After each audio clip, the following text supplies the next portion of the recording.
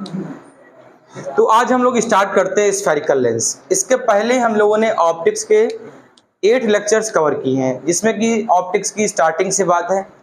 इसके अभी कुछ प्रीवियस लेक्चर में हमने प्रिज्म 1 प्रिज्म 2 के नाम से 2 वीडियो डाले थे, जिसमें प्रिज्म 1 में रिफ्रैक्टिव इंडेक्स प्रिज्म का क्या होता है, थिन प्रिज्म क्या होता है। ऐसे ही सेकंड वाली वीडियो में एंगुलर डिस्पर्सन, डिस्पर्सिव पावर और डिस्पर्सन ऑफ लाइट, ये चीजें हम कवर कर चुके हैं। तो आज हम लोग स्फेरिकल लेंस का टॉपिक स्टार्ट करते हैं। ये टॉपिक थोड़ा बहुत रिलेटेड होगा, आपको लगेगा, ऐसा फील लगेगा कि क्लास 10th से भी कुछ जुड़ा हुआ है। तो बेटा स्फेरिकल लेंस बेटा आपको मालूम है कि 2 तरीके के होते हैं।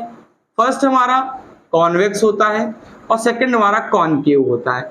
डेफिनेशन की बात कहो तो कॉन्वेक्स बेटा कैसा होता है, कैसा होता है, कॉर्नर पे होता है थिनर और मिडिल में होता है थिकर। ऐसे बेटा कॉनकेव होता है जो कॉर्नर्स पे होता है थिकर और मिडिल में होता है थिनर। ये इसकी पहचान होती है। अब जरा एक बात को समझो बेटा, अगर हमने आपसे कॉन्वेक्स की बात कही तो बेटा कॉन्वेक्स लेंस भी 3 तरीके के होते हैं। फर्स्ट हमारा होता है बेटा बाई कॉन्वेक्स। बाई कॉन्वेक्स को हम लोग क्या कहते हैं, डबल कॉन्वेक्स। बाई कॉन्वेक्स को ही बोला जाता है डबल कॉन्वेक्स, और ये इसका जनरल सा फिगर है, ठीक है। सेकंड बेटा जो होता है उसको कहते हैं प्लेनो कॉन्वेक्स। प्लेनो कॉन्वेक्स, एक सरफेस प्लेन होती है और एक सरफेस कॉन्वेक्स होती है। तो ये सरफेस हो गई प्लेन और बेटा ये सरफेस हो गई हमारी कॉन्वेक्स। तो ये हो गया सेकंड बेटा प्लेनो कॉन्वेक्स। और थर्ड होता है, क्या होता है, कॉनकेवो कॉन्वेक्स। एक सरफेस होता है कॉनकेव और एक सरफेस होता है कॉन्वेक्स। तो जरा कॉनकेव का सरफेस ये राइट साइड ले लीजिए, आप ये राइट साइड का सरफेस ले लीजिए।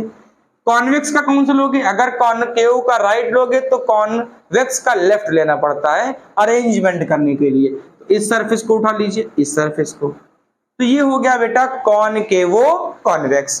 तो स्फेरिकल लेंस 2 तरीके के हैं, convex concave. Convex have 3 types, by convex, plano convex and कॉनकेवो convex. ऐसे ही बेटा जो कॉनकेव होता है, जो कॉनकेव लेंस होता है वो भी बेटा 3 टाइप्स के होते हैं। फर्स्ट हमारा क्या होता है, वही चीज बाई कॉनकेव। बाई कॉनकेव को आप क्या कहेंगे बेटा, बाई कॉनकेव को डबल कॉनकेव कहते हैं। बाई कॉनकेव को डबल कॉनकेव कहते हैं। तो इसका नॉर्मल सा फिगर है, जनरल सा फिगर है, इसमें कुछ नहीं करना आपको। सेकंड बेटा क्या है, प्लेनो कॉनकेव। तो एक सरफेस प्लेन होगी और सेकंड सरफेस क्या होगी, कॉनकेव। ये हो गया प्लेनो कॉनकेव। और थर्ड बेटा क्या होता है, थर्ड होता है कॉन्वेक्सो कॉनकेव। कॉन्वेक्सो कॉनकेव फिगर बिल्कुल सिमिलर होता है, थर्ड पोर्शन से मिलता हुआ। तो फिगर बिल्कुल सिमिलर है जैसे आपने पहले बनाया था। तो ये हो गया बेटा हमारे कॉन्वेक्स और कॉनकेव के टाइप्स। तो हमको टाइप्स क्यों जरूरत है, क्योंकि जब हम बेटा कंबाइंड फोकल लेंथ को पढ़ते हैं, lens maker formula for refractive index पढ़ते हैं, तब हमको ये सरफेस सारे याद रखने पड़ेंगे। क्योंकि वहां पर प्लेन का मतलब होता है कि उसकी फोकल लेंथ इन्फिनिटी होती है। फोकल लेंथ इन्फिनिटी होती है तो रेडियस ऑफ कर्वेचर भी इन्फिनिटी होगा। अगर फोकल इन्फिनिटी है तो आर इन्फिनिटी, अगर फोकल इन्फिनिटी है तो आपको सबको मालूम है कि पावर 0 होगी। क्यों, पावर होती है 1 अपॉन फोकल लेंथ। तो 1 अपॉन इन्फिनिटी करोगे तो आपको वैल्यू कितनी मिलती है, 0। तो इस वजह से इसका यूज आपको याद रखना पड़ता है। तो पहले फिगर को आप ड्रा कर लीजिए, इतना इसको नोट कर लीजिए। तो नेक्स्ट में हम इसकी कुछ डेफिनेशन को पढ़ लेते हैं बेटा। जैसे आपने मिरर में पढ़ा था, पोल क्या है, कर्वेचर क्या है, रेडियस ऑफ कर्वेचर क्या है। तो ये सारी जनरल बेसिक सी बात थी जो आपको वहां पर आप पढ़ चुके थे। हम इसकी थोड़ी जो मेन बात है उसकी बात कर लेते हैं। फर्स्ट बेटा जो आपके लिए थोड़ा सा मेन है वो है ऑप्टिकल सेंटर। अब ऑप्टिकल सेंटर क्या है, सपोज दैट ये बच्चा हमारा हो गया कॉन्वेक्स लेंस, इसको डबल कॉन्वेक्स भी कहते हैं, नॉर्मल हम लोग कॉन्वेक्स कहते हैं। अगर इसको सोचो कि बना कैसे होगा तो ये कुछ इस तरीके से बेटा, ये सरफेस रही होगी और एक ये सरफेस रही है, ठीक। तो थोड़ा सा सोचो, ये इधर एक कर्वेचर होगा और इधर एक कर्वेचर होगा, इधर इसका कर्वेचर होगा, इधर इसका कर्वेचर होगा, दोनों कर्वेचर को मिला दो तो प्रिंसिपल एक्सिस बन जाता है। तो इसको मान लो C1 और बेटा इसको मान लो C2। C2 की डिस्टेंस इस सरफेस से आएगी और C1 की डिस्टेंस इस सरफेस से आएगी, ठीक है।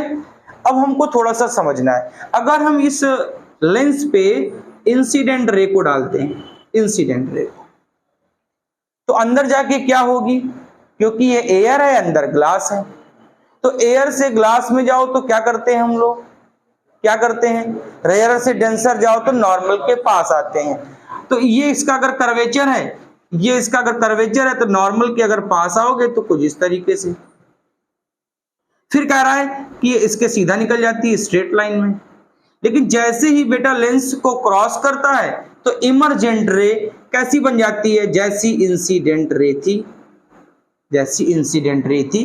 मतलब जो इंसिडेंट रे है, जो हमारी इंसिडेंट रे है एंड इमर्जेंट रे, इमर्जेंट रे ये कैसी होनी चाहिए, पैरेलल होनी चाहिए। कैसी होनी चाहिए, पैरेलल। जब पैरेलल हो तो बेटा जो रिफ्रैक्टेड रे है ना, रिफ्रैक्टेड रे, वो प्रिंसिपल एक्सिस को जहां पर कट कर दे, प्रिंसिपल एक्सिस को जहां पर कट कर दे, ठीक, उसी बेटा कट पॉइंट को हम कहते हैं ऑप्टिकल सेंटर। उसी कट पॉइंट को हम क्या बोलते हैं, ऑप्टिकल सेंटर। जब इंसिडेंट रे इमर्जेंट रे के साथ पैरेलल हो तो रिफ्रैक्टेड रे प्रिंसिपल एक्सिस पर जिस पॉइंट में काट देगी वही हमारा क्या होगा, ऑप्टिकल सेंटर। जब इंसिडेंट रे किसके पैरेलल होगी, इमर्जेंट रे के, then refracted ray cut on the principal axis, that point is known as optical centre. उस पॉइंट को हम क्या बोलते हैं, ऑप्टिकल सेंटर। यह भी माना जाता है कि when light passes from the optical center then it have no deviation। ये माना जाता है कि जब भी कोई लाइट ऑप्टिकल सेंटर से क्रॉस करती है तो इट हैव नो डेविएशन, उसका कोई भी डेविएशन नहीं होता है।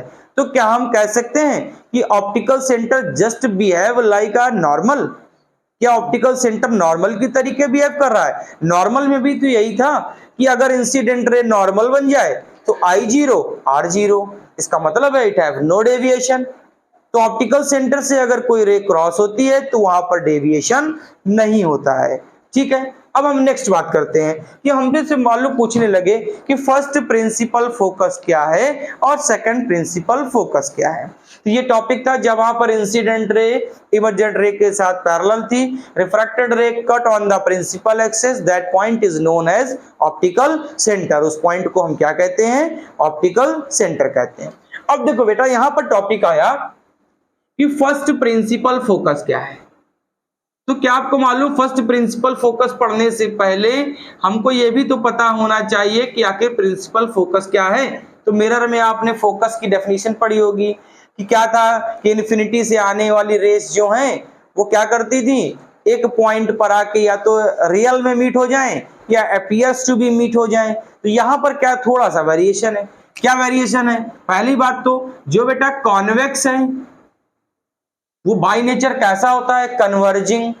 वो बाय नेचर कैसा होता है, कन्वर्जिंग। जो बेटा कॉनकेव है वो बाय नेचर कैसा होता है, डाइवर्जिंग। याद रखिएगा क्योंकि न्यूमेरिकल में ये वर्ड ये नहीं यूज करता, ये यूज करने लगता है। तो कॉन्वेक्स है तो कन्वर्जिंग और कॉनकेव है तो डाइवर्जिंग। अब देखो हमने यहां पर एक कॉन्वेक्स लेंस बनाया, ठीक है, और यहां पर एक कॉनकेव भी, पहले कॉन्वेक्स समझा देते हैं। ये बेटा प्रिंसिपल एक्सिस हो गया। यहां पर अगर हम बेटा हम रेज डालते हैं, ये इसको मान लीजिए कि हमारा ऑप्टिकल सेंटर हो गया।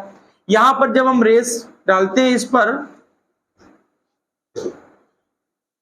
ठीक, तो ये क्या करता है बच्चा, क्या करता है, कन्वर्ज करता है। तो कन्वर्ज करेगा तो जरा बात को ध्यान सुनिएगा। आपको एक बात अच्छी तरीके से मालूम है कि जो रेज इन्फिनिटी से आती हैं वो शायद फोकस पे जाके मिलती हैं।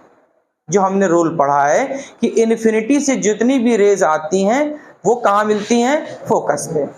इसका मतलब है कि ये जो फिगर आपने बनाया ये फर्स्ट प्रिंसिपल फोकस को डिनोट नहीं करता।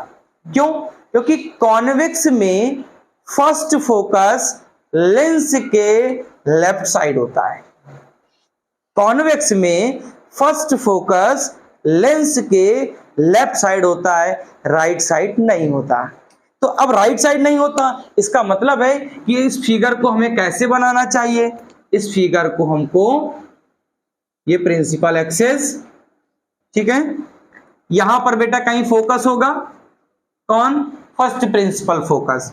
यहां से रेज एमिट हुई, ठीक है, फिर बेटा रिफ्रैक्शन के बाद क्या करेंगी बेटा? पैरेलल हो जाएंगी। क्या हो जाएंगी? पैरेलल।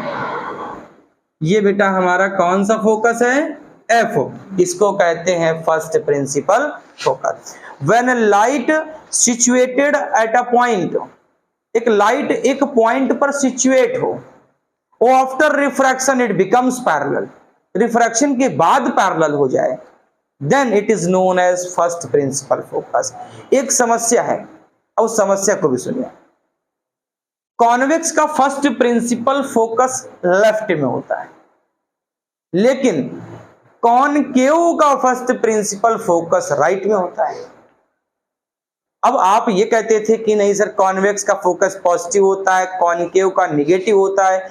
इसका मतलब है उसने पर्टिकुलर एक फोकस को मान लिया, तभी तो सारे एजम्पशंस को सॉल्व करता है। अगर हम यहां पर कॉनकेव का फिगर बनाएं तो आप कॉनकेव का फिगर बनाइए। ये कॉनकेव हो गया, ये ऑप्टिकल सेंटर हो गया। अब बताइए इसका फोकस कहां पे है बेटा? इसका फोकस कहां पे है? Right side. तो राइट साइड का मतलब इन्फिनिटी से रेज आ रही हैं। अब जो इन्फिनिटी से रेज आती है बेटा ये क्या कर देता है? क्या कर? डाइवर्ज, फैला देता है इनको। तो डाइवर्ज कर देगा तो इसका मतलब कहां जाएंगी ये? कुछ ऐसे, कुछ इस तरीके से। लेकिन ऐसा लगेगा कि ये सारे पॉइंट्स एक ही जगह पर हैं।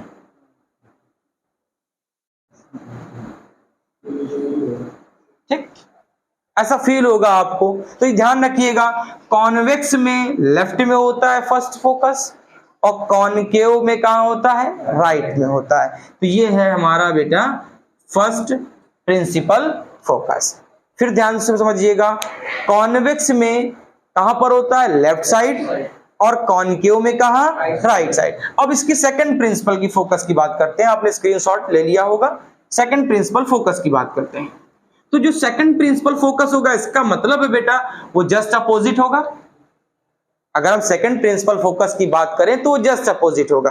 तो जरा देखो second principal focus, second principal focus. तो पहले हम कॉन्वेक्स को बनाते हैं बेटा, पहले कॉन्वेक्स को, ठीक है, पहले हम कॉन्वेक्स को बना लेते हैं। तो बताइए क्या करूं? इसका मतलब रेस कहां से आ रही हैं? इन्फिनिटी से आ रही हैं। ऑब्जेक्ट इन्फिनिटी पर है। अब क्या करेगी? ये कन्वर्ज कर देगा। कन्वर्ज कर देगा तो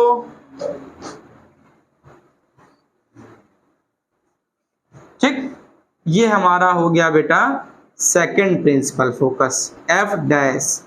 कौन सा फोकस है? Second principal focus. अच्छा ठीक, अब जरा इसको जरा देखो।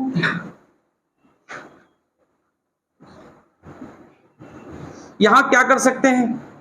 अगर बेटा ऑब्जेक्ट यहां पर है, दो तरीके से फिगर बन सकता है। फिगर तो कैसे बनेगा? अगर ऑब्जेक्ट यहां पर है तो यहां से रेज एमिट होंगी,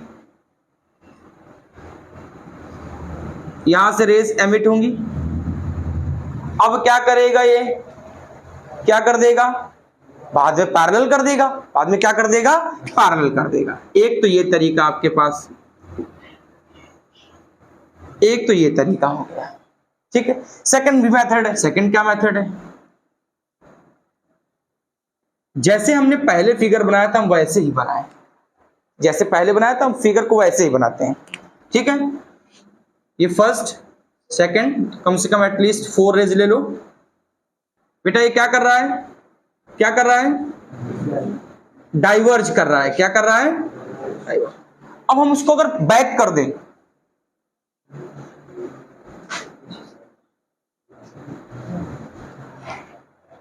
तो ये इसका फोकस हो गया। बोथ फिगर, वो दोनों फिगर हमारे करेक्ट हैं। आप किसी भी तरीके से इसको ड्रा कर सकते हैं। लेकिन अब समस्या ये है कि आपको जो पढ़ाया जाता है वो पढ़ाया जाता है कॉन्वेक्स का फोकस प्लस लेना और कॉनकेव का फोकस माइनस लेना। आपको रूल के हिसाब से ये बताया जाता है। इसका मतलब ये है कि इसने इसको फॉलो नहीं किया। फर्स्ट प्रिंसिपल फोकस में देखो, कॉन्वेक्स तो माइनस आ रहा है ना, और कॉनकेव प्लस आ रहा है, जबकि आप तो मानते हैं कॉन्वेक्स प्लस है और कॉनकेव कैसा है, माइनस। इसका मतलब है कि हम जितने भी एजम्पशंस को फॉलो करते हैं वो किसके हिसाब से फॉलो करते हैं, क्योंकि ऑब्जेक्ट अननोन होता है। हमें क्या पता ऑब्जेक्ट फोकस पर है, ऑब्जेक्ट अननोन, अननोन का मींस कहां से ट्रेवल करता है, फ्रॉम इन्फिनिटी। तो देखो क्या दोनों फिगर इन्फिनिटी के हैं, दोनों फिगर इन्फिनिटी के हैं। इसी रूल के लिए जो सेकंड प्रिंसिपल फोकस होता है वही आपको साइन कन्वेक्शनल थ्योरी को डिसाइड करता है। तो आपको ध्यान रहना चाहिए कि सेकंड प्रिंसिपल फोकस के अकॉर्डिंग कॉन्वेक्स का फोकस कैसा होता है, पॉजिटिव, और कॉनकेव का फोकस कैसा होता है, नेगेटिव। तो आप ध्यान रखेंगे कॉन्वेक्स में लेफ्ट होता है फर्स्ट फोकस और राइट होता है second focus.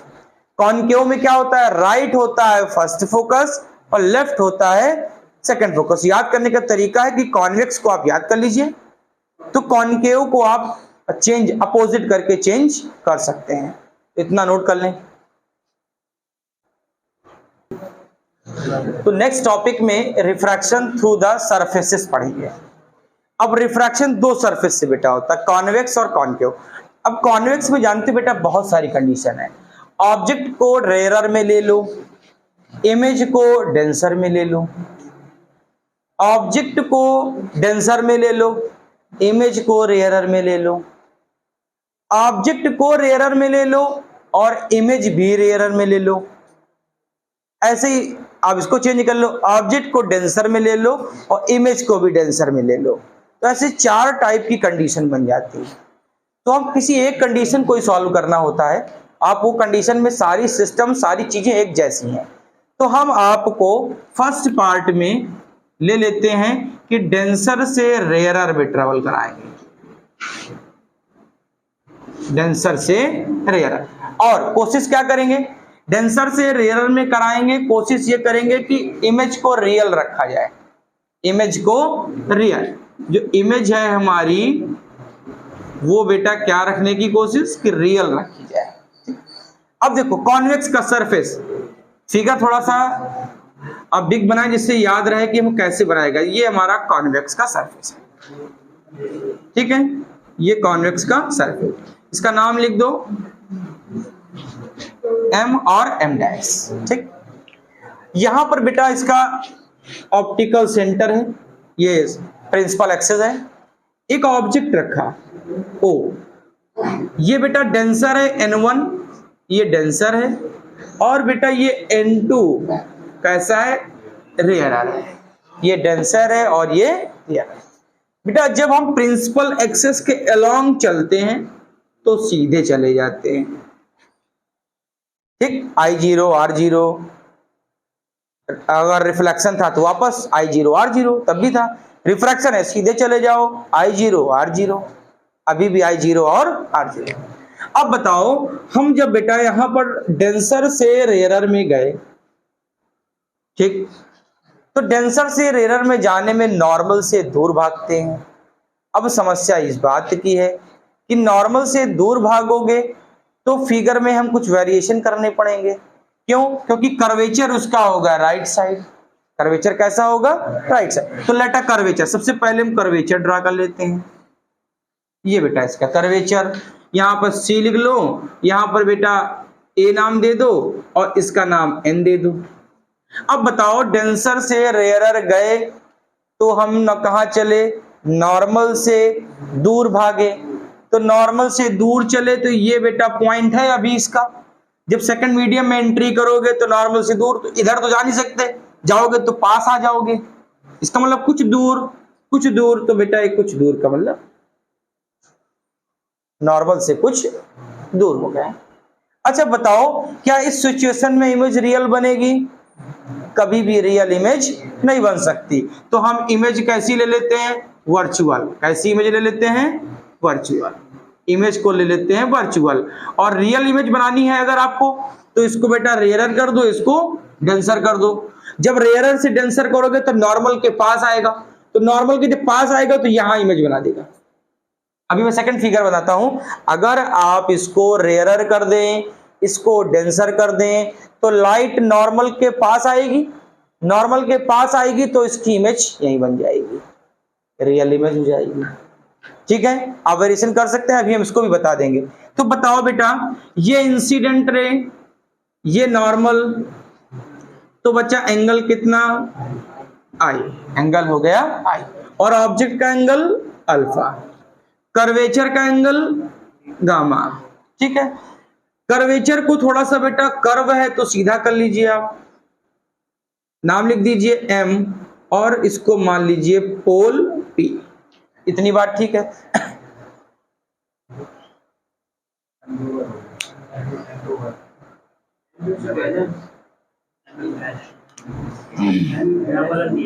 M dash, M double dash, अब ठीक है, ओके। अब बेटा क्या करो, इस लाइट को देखो, जब थोड़ा सा देखो, इसको नॉर्मल से कहां जा रहे थे हम? दूर भाग रहे थे ना, तो नॉर्मल से दूर भागे तो देखो ये लाइट जिस वे में जा रही थी वो थोड़ा सा ऊपर की तरफ चली गई, ऊपर की तरफ चली गई, तो इसको अगर पीछे करोगे तो इमेज कहां बनेगी? आगे कहां बनेगी? ऑब्जेक्ट और पोल के बीच में। कहां बनेगी बेटा? ऑब्जेक्ट और पोल के बीच में। ये हो गई बेटा इसकी इमेज। ठीक, ये हो गई इमेज। इसका नाम लिख दो बेटा यहाँ के क्या? आई। इसको क्या लेट कर लो? बीटा। इसको हम क्या मान लेते हैं? बीटा। ठीक है, अल्फा बीटा। इतनी बात सही है। अब थोड़ा सा और सोचो बेटा, ये रिफ्रैक्टेड रे हो गई ना, और ये नॉर्मल, इसका मतलब ये वाला एंगल कितना हो गया? आर। ये एंगल कितना? आर। ये वाला एंगल हो गया आर। तो ये हमारा कंप्लीट फिगर हो गया। अब अगर आप चाहते हैं कि नहीं हम रेयरर से डेंसर में जाना चाहते हैं, तो इसी फिगर को मैं साइड बना देता हूं, फिगर देख लो, फिर आप बाद में करना। ये एक मीडियम हो गया, ये बेटा N1 हो गया, इसको क्या मान लूं? रेयरर, और बेटा N2 को क्या लेट कर लूं? डेंसर लेट कर लेता हूं। ठीक है, तो बेटा जरा सोचो, यहां से लाइट ऐसे चली, ठीक है, इसका कर्वेचर इधर होगा, ठीक है, तो ये ऑब्जेक्ट है, कितना एंगल? अल्फा। ये कितना एंगल? आई। ठीक है, इतनी बात सही है। ये कर्वेचर क्या एंगल? गामा। बेटा देखो, जब रेयरर से डेंसर जाओगे तो नॉर्मल के पास, तो नॉर्मल के पास का मतलब इधर जैसे ही मुड़ोगे तो ये इसकी इमेज, ये इसकी इमेज बच्चा कितना? बीटा। ठीक है, इतनी बात कंफर्म है? स्क्रीन में दिख रहा है? ना दिख रहा हो स्क्रीन थोड़ी घुमा दें। ठीक, तो ये इसकी रियल इमेज हो गई, ये ऑब्जेक्ट और इसकी इमेज। ये इमेज कैसी है बेटा? रियल है। तो आप दोनों कंडीशन में अगर सॉल्व करेंगे फिनोमिना सेम प्रूव होगा। लेकिन अभी भी थोड़ा सा डिफरेंस है बेटा। डिफरेंस क्या है? आपको आई तो पता चल गया, अभी आपको आर पता नहीं चला। तो ये रे कैसी थी? रिफ्रैक्टेड थी ना, और ये नॉर्मल, तो आर चेंज हो गया, आर यहां पे आ गया, आर इस जगह आ गया। अभी आर कहां है? बाहर की तरफ है।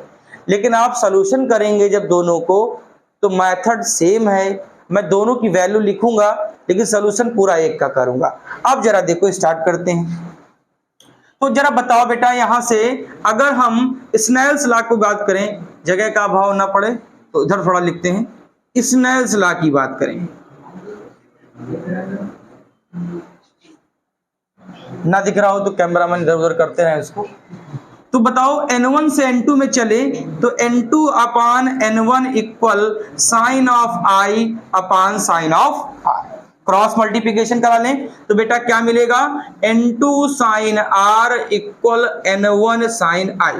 बेटा आपको मालूम है कि जो सरफेस है कर्वेचर उसका बहुत स्मॉल होता है, बहुत छोटा होता है, तो आप पूरी कहानी लिख सकते हैं कर्वेचर आर वेरी स्मॉल, तो आप भी यहां लिख सकते हैं, हम लिखेंगे नहीं। कर्वेचर कैसा है बेटा, वेरी स्मॉल। कौन है, कर्वेचर, ठीक है। तो कर्वेचर वेरी स्मॉल है तो एंगल भी बच्चा छोटे छोटे होंगे। अगर छोटे छोटे होंगे इसका मतलब angle should be measure in radian not in degree. Angle को किस में मेजर करोगे, रेडियन में। अब डिग्री में मेजर होंगे नहीं, रेडियन वाले एंगल जैसे होते हैं वैसे ही लिख दिए जाते हैं। तो बताओ यहाँ क्या लिखना चाहिए, n2r इक्वल n1i। ये बेटा हमको पहली बात पता चली कि n2r किसके इक्वल है, n1i के इक्वल है। ठीक, इतनी बात। अब जरा सोचो बेटा, इस फॉर्मूले में हम सबसे पहले जो सबसे बड़ी बात हमारे लिए i और r की वैल्यू को निकालना। तो i को निकालने के लिए जरा ट्रायंगल देखो, ओ सी ए, हमने लिया ट्रायंगल बेटा ओ सी ए। जरा ओ सी ए, थोड़ी देर के लिए बीटा वाली लाइन को भूल जाओ, ये ओ सी ए। क्या आपको i एक्सटर्नल दिख रहा है, external is the sum of internal. क्या i की वैल्यू अल्फा प्लस गामा है, अरे बोलो है कि नहीं है, है। तो बताओ i कितना है बेटा, अल्फा प्लस गामा। तो i की वैल्यू मिल गई अल्फा प्लस गामा। ऐसे ही जरा आओ ICA में, ICA में क्या ICA में आपको r एक्सटर्नल दिख रहा है, तो r किसका सम होगा, r सम होगा बेटा बीटा प्लस गामा।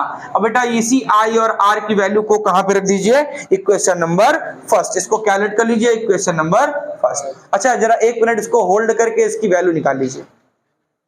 बताइए यहां पर o, ये एंगल दिख रहा है o C, ये देखो यहां पर i बाहर है ना, जरा बताइए इसमें i बाहर है तो i किसका सम होगा, अल्फा प्लस गामा। ठीक, जरा इस ट्रायंगल को गौर करिए, इस ट्रायंगल को गौर करिए। क्या गामा आपको बाहर दिख रहा है, क्या गामा बाहर दिख रहा है, तो गामा किसका सम है, बीटा प्लस, तो r क्या बनेगा बेटा, गामा माइनस बीटा। जरा देखो इस ट्रायंगल को गौर से देखो, गामा एक्सटर्नल है ना, तो एक्सटर्नल का सम क्या होगा, r प्लस बीटा। तो r plus beta equal gamma, r plus beta equal gamma, तो r equal gamma minus beta. और यहां पर r क्या है, बीटा प्लस गामा। सोल्यूशन करेंगे, दोनों एक तरीके से आएंगे। आप करके मुझे कमेंट सेक्शन में बताइएगा सही आया कि नहीं, आप करके देखिएगा। हम इसको आगे बढ़ाते हैं। अब स्नेल्स लॉ के बाद i और r की जो वैल्यू है बेटा इसको अप्लाई करो। तो n2r इक्वेशन फर्स्ट में आए, n2r, r की वैल्यू बताइए, r क्या है, beta plus gamma, beta plus gamma equal n1, i कितना है बेटा, alpha plus gamma, alpha plus gamma. तो n2 beta plus n2 gamma equal n1 alpha plus n1 gamma. तो बेटा n2 बीटा, n1 अल्फा इधर लाइए, ये उधर ले जाइए, गामा कॉमन हो गया तो n1 माइनस n2। बोलो बात ठीक, n2 beta minus n1 alpha equal gamma n1 minus n2, और इसको लेट कर लिया बेटा इक्वेशन नंबर फर्स्ट। बोलो इतनी बात ठीक है, हमने क्या लेट कर लिया, इक्वेशन नंबर फर्स्ट। ठीक है, अब क्या करें बेटा, पोल और इमेज की डिस्टेंस सब जानते हैं v होती है, पोल और ऑब्जेक्ट की डिस्टेंस बेटा u होती है, पोल और कर्वेचर की डिस्टेंस बेटा r है। क्या आपको यहां बात दिख रही है कि r प्लस है और v और u दोनों कैसे हैं, माइनस हैं। ठीक है, हम एक काम करते हैं, एक एक ट्रायंगल ले लें बेटा, OMA ले लेते हैं। सबसे पहले ट्रायंगल OMA, जगह का अभाव है, इसी में तीनों ट्रायंगल निकालने की कोशिश। OMA कितना आएगा, OMA तो अल्फा को क्या लिखते हैं, tan अल्फा। tan अल्फा क्या होता है, परपेंडिकुलर अपॉन बेस। OM, ये जो MP दिख रहा है ये बच्चा लगभग 0 है, नेग्लिजिबल है। ठीक है, वैसे MP बहुत बड़ा होता है लेकिन यहाँ 0 है, इसको 0 मान लीजिए। तो बताओ अल्फा की वैल्यू क्या बेटा, tan अल्फा। बताओ tan अल्फा बच्चा क्या मिलेगा, AM अपान OM। OM को क्या लिखोगे, OP। क्या लिखोगे, AM अपान OP।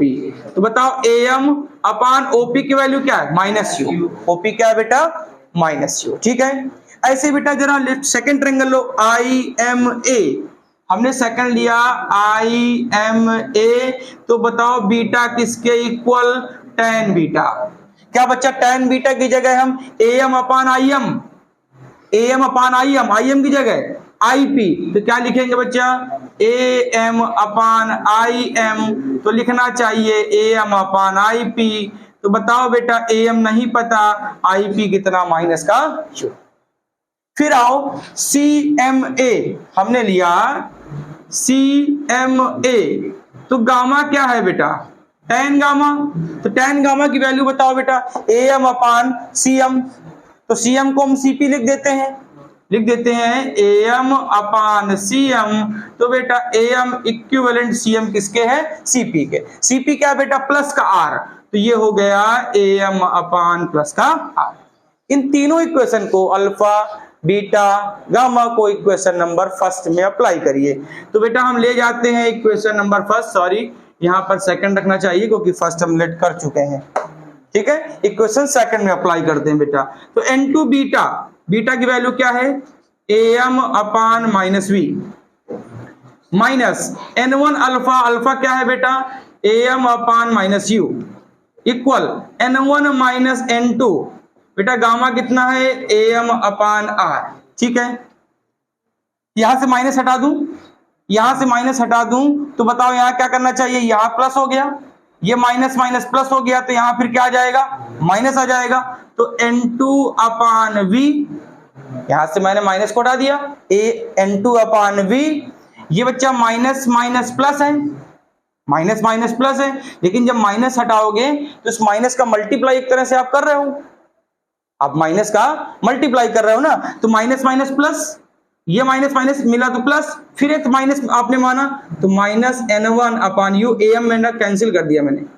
ठीक, अब इक्वल बेटा यहां माइनस आ गया ना बेटा, मैं N2 को पहले लिख दूं, N1 को बाद में लिख दूं, तो माइनस कॉमन निकालना पड़ेगा, माइनस कॉमन निकाल लो, ऑलरेडी एक माइनस आपको रखना पड़ेगा, तो यहां पर क्या लिखना चाहिए, N2 माइनस N1 अपान R। तो बताओ क्या आया, N2 अपान V माइनस N1 अपान U equal N2 minus N1 अपान R। यहां समझ लेना बेटा, हमने यहां माइनस से मल्टीप्लाई किया, ये हो गया प्लस, यहां माइनस माइनस प्लस था, एक माइनस से किया तो बन गया माइनस, यहां पर माइनस आया, इसको प्लस करने के लिए हमने N2 को पहले लिख दिया, N1 को बाद में लिख दिया, तो फॉर्मूला क्या प्रूव हुआ, N2 अपान V माइनस N1 अपान U equal N2 minus N1 अपान R। हम बेटा डेंसर से रेयरर में गए, कर्वेचर किधर होगा, जिधर उसका सरफेस होता है, इधर किसका सरफेस कहां पे है, राइट साइड है, तो बेटा हमने क्या किया, कर्वेचर ड्रा कर लिया। जब हम बेटा डेंसर से रेयरर में गए तो क्या करते हैं, नॉर्मल से दूर भागते हैं, तो इधर अब कुछ बच्चों के दिमाग में आता है कि सर इस नॉर्मल की तरफ क्यों नहीं गए, तो ये सेकंड सरफेस आ गया, तो नॉर्मल से थोड़ा सा दूर, उसको मैंने पीछे किया, तो ऑब्जेक्ट और पोल के बीच में इमेज बन गई। इमेज क्या है, बीटा, इमेज कैसी है, वर्चुअल है, कैसी इमेज है, वर्चुअल है, तो ध्यान से इसको नोट कर लें।